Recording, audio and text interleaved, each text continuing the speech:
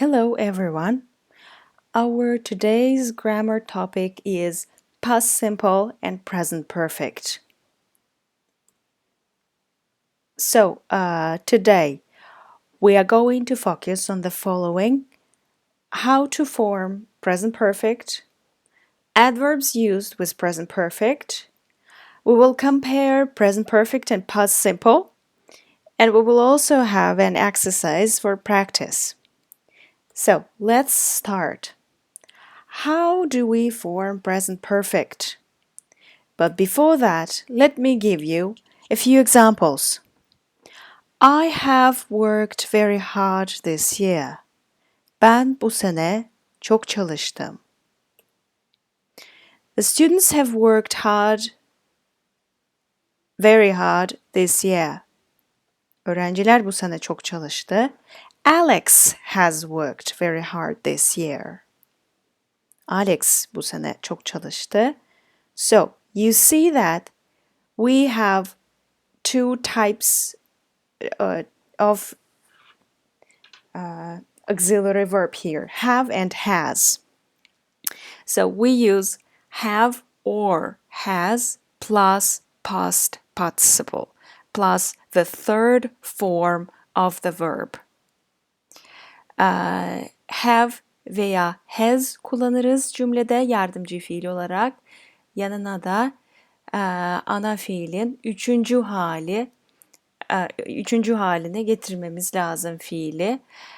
Irregular bir fiilse, fiilin üçüncü hali, regular bir fiilse ed takısını alır. So we use have for I, we, you, they, and has for he, she, it. A few examples here. I haven't go home yet. Fatima hasn't gone home yet. Ben henüz eve gitmedim. In the negative form, we use have or has not plus past participle or the third form of the verb. Fiilin üçüncü hali have not, has not ve fiilin üçüncü hali veya regular bir fiilse, düzenli bir fiilse ed takısını kullanıyoruz fiilde. What about the question form? Has Marcy gone home? How long have you worked here? Marcy evine gitti mi? Ne zamandır burada çalışıyorsun? Ne zamandan beri veya ne zamandır burada çalışıyorsun? So in the question form, if it's a yes or no question, we put have or has at the beginning of the question. Then comes the subject, then the verb, right? The third form of the verb, and then the object. If it's a question with a question word, we put the question word at the beginning of the question. Then comes have or has, then the subject, and then the verb, the third form of the verb. Okay. So, what are the meanings? When do we use present perfect, actually? So, here's a situation. Two colleagues are speaking to each other in an office. I haven't seen Tom this morning, have you? No, he's not at work today. So, the time is 10 a.m. and one of the colleagues is asking about Tom, right? Ben Tom'u bu sabah görmedim. Sen gördün mü? Hayır görmedim. O bugün işte değil. So now it is still morning, yeah?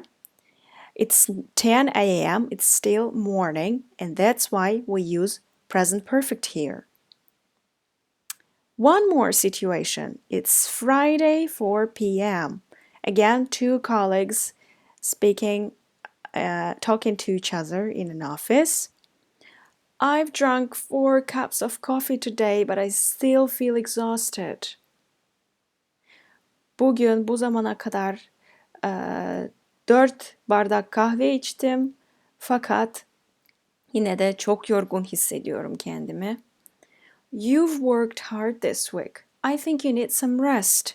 Have you had a holiday this year? Bu hafta çok çalıştın. Bu sene tatile çıktın mı hiç? Tatile ihtiyacın var. No, not yet, but I definitely need one. Right? So let's analyze these examples. You have worked hard this week. I have not seen Tom today, right? This week and today. So these are the sentences about finished actions in a time period that continues up to now. So we use present perfect when the time period is continuing up to now. Henüz tamamlanmamış bir dönem ifade eden today, this week, this morning, this year, this afternoon, this evening or so far gibi zarflarla present perfect kullanırız. So today is still continuing, yeah. Like in this example, yeah, I have not seen Tom today. Bugün Tom'u görmedim. So today is still continuing, going on. So we are talking about this situation today. The second meaning of present perfect. I have a few examples for you here. Have you ever touched a snake? Sen yılana hiç dokundun mu? They have never climbed Mont Blanc. Onlar Mont Blanc dağına hiç tırmanmadılar. Are you hungry? No, I've just had lunch. Aç mısın? Hayır, daha şimdi yemeğimi yedim. I've written the email but I haven't sent it yet. Or I have written the email but I haven't sent it yet. E-mailimi yazdım fakat henüz göndermedim. So look at these words. Ever, never, just, and yet. Very often we use these words with present perfect. Never, ever, already, yet, just.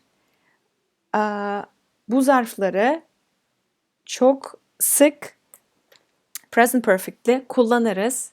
Özellikle bu üçünü present perfect'le çok fazla kullanırız. Ever, already, and yet. Let's look at the sentence examples. Ever, hiç anlamına gelir. We use it in questions. Have you ever been to Germany? Almanya'ya daha önce gittin mi? Hiç gittin mi Almanya'ya? Already. Use it in affirmative sentences and questions. Olumlu cümlelerde ve sorularda kullanırız. We have already done that. What's next? Bunu biz çoktan yaptık. We have already done that. Yet. Here's an example. Use it in negative sentences and questions. Olumsuz cümlelerde ve sorularda kullanırız. I haven't had time to do it yet. Bunu yapmak için henüz vaktim olmadı. Yet, henüz demek. Okay. So, where do we use these words? I have already finished it. Have you ever been to Germany? Ever and already come before the main verb, okay? Use them before the verb. Fiilden önce. Ana fiilinden önce kullanırız already ve ve ever zarflarını. Sorry, I haven't finished it yet. Yet comes at the end of the sentence. Yet zarfını cümlenin sonunda kullanırız genelde. Let's compare present perfect and past simple. I have two sentences for you here. Look at the picture. The man, yeah? So he's saying, I've done a lot of work today. Bugün çok çalıştım. I did a lot of work yesterday. Dün çok çalıştım. So we use present perfect here because of today. Yeah, we have today. The period, this period of time is still continuing. Yesterday is for past simple. We use yesterday with past simple, not with present perfect. One more example. It hasn't rained this week. Bu hafta yağmur yağmadı. It didn't rain last week. Geçen hafta hiç yağmur yağmadı. So this week, yeah, the week is still continuing.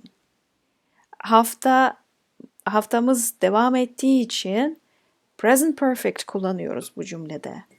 It didn't rain last week. Last week olduğu için past simple kullanmak zorundayız.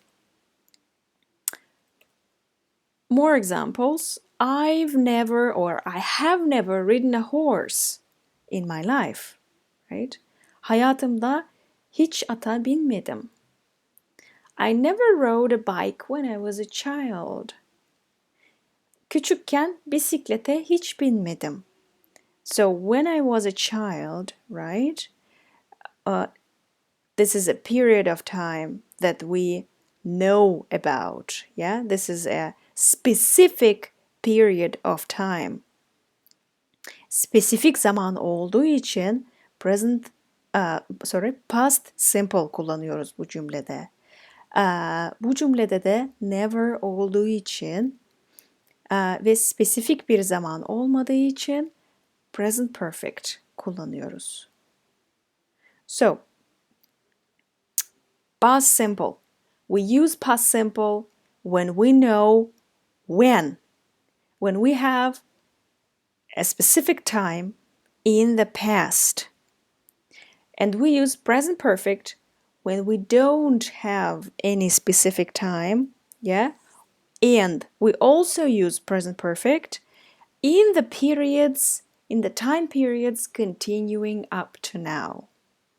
Spesifik bir zaman vermediğimiz, anlatılan ve geçmişte yaptığımız eylemler için present perfect kullanırız. Spesifik bir zaman dilimi vermeden biz present perfect kullanmak zorundayız bu tür cümlelerde. Ama spesifik zaman ve zamanı bildiğimiz için past simple kullanıyoruz. Örnekteki gibi işte yesterday finished action. So we use past simple and present perfect.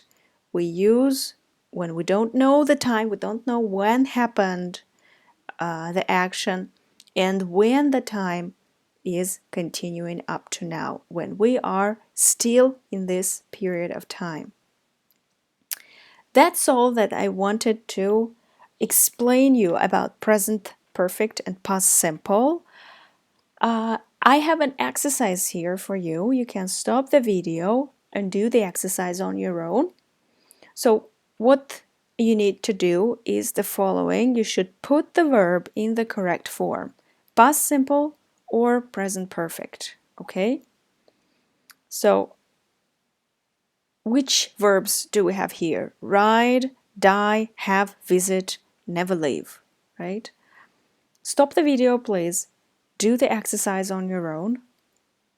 Past simple or present perfect. Now, let me show you the answers. Let me read the answers for you. Have you ever ridden on a camel? Right? We don't have the time here. No specific time. Ever. When did he die? When, right? So we're asking about a specific time. Spesifik bir zaman istiyoruz. Spesifik bir zamandan bahsettiğimiz için past simple kullanmak zorundayız. How many exams have you had so far this month? Yeah, this month. Yeah, this month. So we are still that the time period is not completed. It's still continuing. I have visited so many countries in my life that I can't remember them all. In my life, so many countries, yeah. So my life, I'm still living. My life is still continuing now. I've never lived abroad. What's it like? Never, right? Never lived. So use present perfect in this sentence. That's all that I wanted to explain you today. Thank you for watching the video and see you next week.